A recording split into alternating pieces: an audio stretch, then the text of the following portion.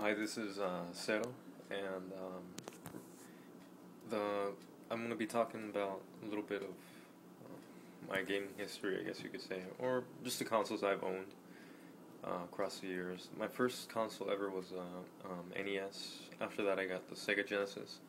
I never had the Super Nintendo, but I wish I did, and I didn't. After that, I got the 64, then the GameCube, and the Wii. It wasn't until after the Wii that I got a PS3.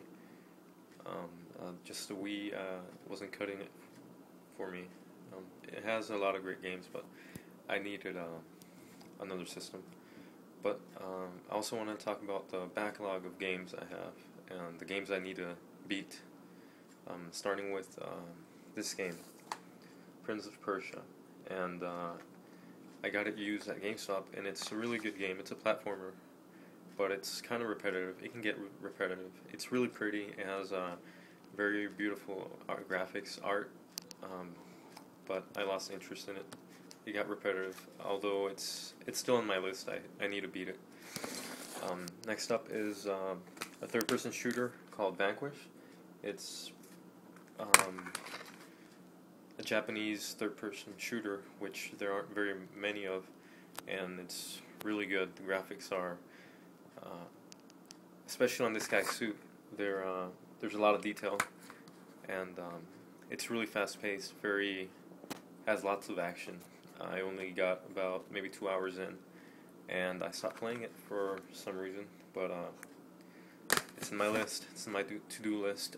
Next up is MotorStorm Pacific Rift.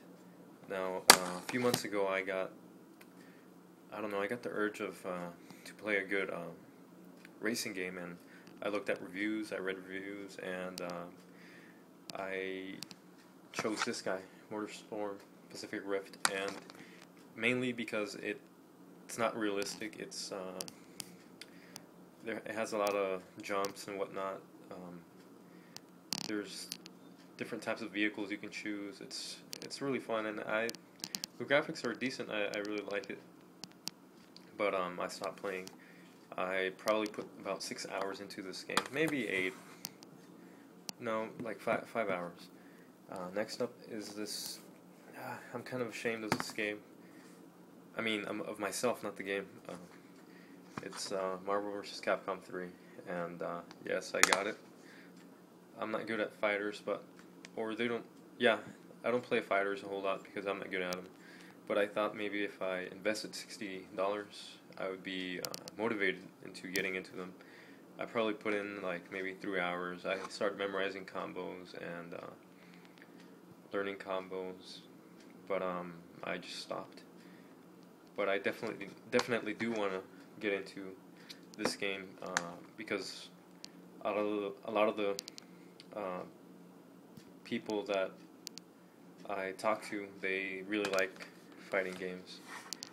Next up is Metal Gear Solid 4, and this is a great game. It got a lot of good reviews. IGN gave it a perfect 10. Before that, I think it was just Ocarina of Time and a few others, and other perfect 10s came after, but they're not very common. But I started playing it. I maybe got about, I don't know, 1 hour in.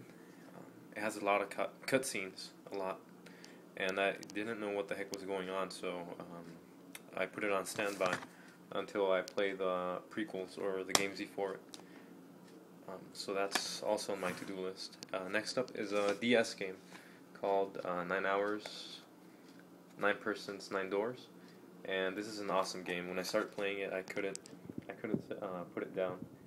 It hooked me really, and but I just don't have the time to play through all the endings because it has multiple endings. But this is up there. It's close to the top of my to-do list. Next up is a Wii game. It's Donkey Kong Country Returns. It's a great platformer, side scroller, and I really enjoyed the the Super Nintendo side scrollers. I'm probably in the second world, probably halfway, and it's in my to-do list too. Now this is on the top of my list. It's this game called Portal 2, and I just recently got it, probably 2 hours in, and I'm already in love with this game. It's awesome.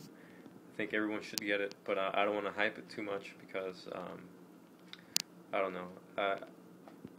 I got into this game pretty much knowing zero, so I was very, very impressed. I haven't beat the single player mode, but after I beat the single player mode, I will for sure play the co-op with Mr. Nintendo, and he already beat it, so he's just waiting for me, and I need to hurry up, but I don't want to rush it. This is on the very top of my list, number one, and I'll beat this one shortly. Next up is an old Wii game called Zack and Wiki, and IGN really hyped this game up because back then there weren't a lot of Wii games that used the controller to its full potential. This game did a really good job at that. It used the controller in very creative ways. It's a puzzle game, which I almost beat.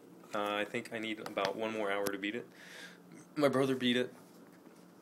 He says I'm really close, but it's been maybe 2 years since I've touched this game, and I need to get back into it. Next up is Kirby's Epic Yarn, and this game I was playing with my brother. It's 2 players, side-scroller, platformer, and it's great, but it's very cutesy, and it's very creative, but we lost interest in it. We'll, I guess, pick it up eventually. And the next up is a game I actually beat already, but I won a platinum. It's Bioshock 2. I haven't gone online yet, but it's definitely a game I want to get back into too.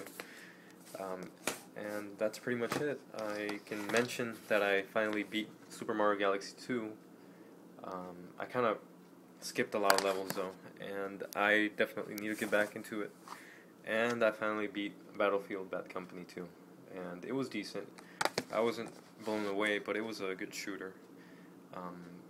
That's pretty much it. I'm looking to forward to a lot of games on the 3DS, Ocarina of Time, the 3D remake, and Resident Evil Mercenaries.